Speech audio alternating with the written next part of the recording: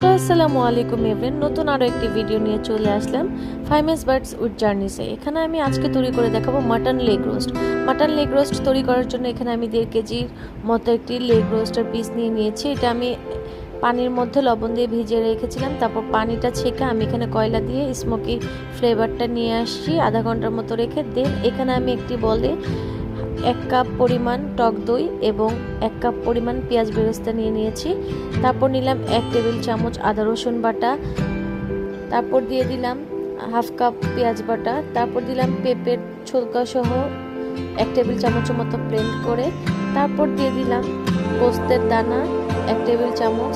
এখানে আমি দিয়ে দিলাম গরম মশলার গুঁড়া হাফ টেবিল চামচ, তারপর দিয়ে দিলাম জিরার গুঁড়া হাফ টেবিল চামচ, তারপর অ্যাড করলাম 1 টেবিল চামচের মতো বাদাম বাটা, যে কোনো বাদাম বাটা দিয়ে দিলেই হবে। এখানে 1 টেবিল চামচের মতো মরিচের গুঁড়া, দেন দিলাম 1 টেবিল চামচের মতো ধনিয়ার গুঁড়া। এখানে আমি হাফ টি স্পুনের মতো গোলমরিচের গুঁড়া দিয়ে নিলাম কালোটা, তারপর দিলাম স্বাদ মতো লবণ। দেন এখানে আমি অ্যাড করেছি বেসন হাফ কাপের মতো।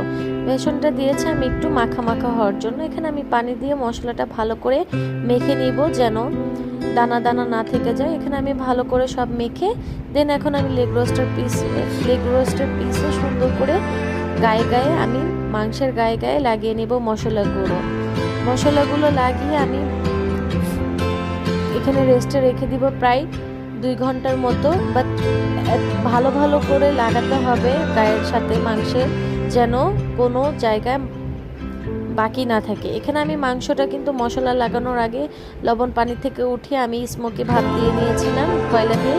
দেন আমি একটু কাঁটা চামচ দিয়ে কেচে নিয়েছি। দেন আমি এখানে ফিরে আসলাম 2 ঘন্টা পর।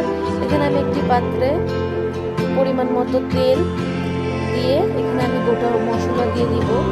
গোটা মশলাগুলো আমি দিব হচ্ছে এলাচ, দারচিনি, এগুলোই। এখানে আমি দিয়ে দিলাম 5-6টার মতো এলাচ, 5-6টার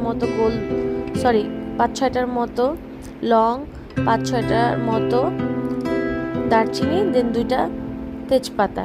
এখানে আমি গোটা মশলাগুলো ভালো করে ভেজে নিব। দেন এখানে আমি ফ্রিজে রেখেছিলাম 2 ঘন্টার জন্য। ফ্রিজ থেকে আমি মশলাগুলো হাত দিয়ে আলাদা করে রাখবো। শুধু মশলাগুলো সাইড করে আমি এখন লেগ রোস্টের পিসটা ছেড়ে দিব তেলের মধ্যে।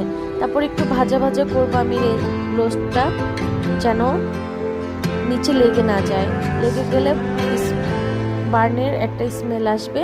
সো আমি মশলাগুলো কিন্তু দেই না। এখানে আমি 5 মিনিটসের মতো রোস্টটা ভেজে দেন আমি যে হাত দিয়ে মশলাগুলো সাইড করে রেখেছিলাম এখন আমি তেলের মধ্যে ওগুলো দিয়ে দিব। রোস্টটা এক সাইডে রেখে আমি এখন এই মশলাগুলো এক সাইডে ভাজা ভাজা করব যেন পুড়ে না যায়। এখানে আমি ভালো করে ভাজা ভাজা করার পর আমি মিক্সড করব। একসাথে মিক্সড করলে রোস্টের গায়ে লেগে বার্ন হয়ে যেতে পারে। বার্ন হয়ে আসলে স্মেলটা ভালো লাগবে না। তাই আমি এক সাইডে মশলাগুলো ভাজা ভাজা করে দেন আমি রোস্টের সাথে মিশিয়ে নিব। এখানে আমি পুরো রোস্টের সাথে মিশিয়ে নিলাম। দেন আমি পানি দিয়ে ভালো করে কষাবো মশলাগুলো, যেন মশলার গন্ধ না থাকে। প্রত্যেকটা খাবারই স্বাদটা আসে কষানোর উপর। ভালো করে না কষালে কিন্তু মশলার যে একটা স্মেল সেটা থেকে যায়। তাই আমি প্রত্যেকটা রান্নার সময় আমি ভালো করে মশলা কষিয়ে নিই। এখানে আমি একটু লবণ দিয়ে নিয়েছিলাম, লবণটা আমার মনে হচ্ছিল একটু কম।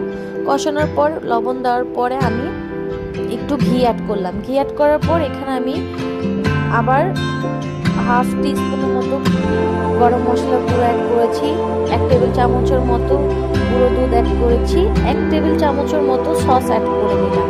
এখানে আমি ভালো করে মেখে সুন্দর করে ভাজা ভাজা করবো রোস্টটা। ভাজা ভাজা করার পর আমি নামিয়ে নেব।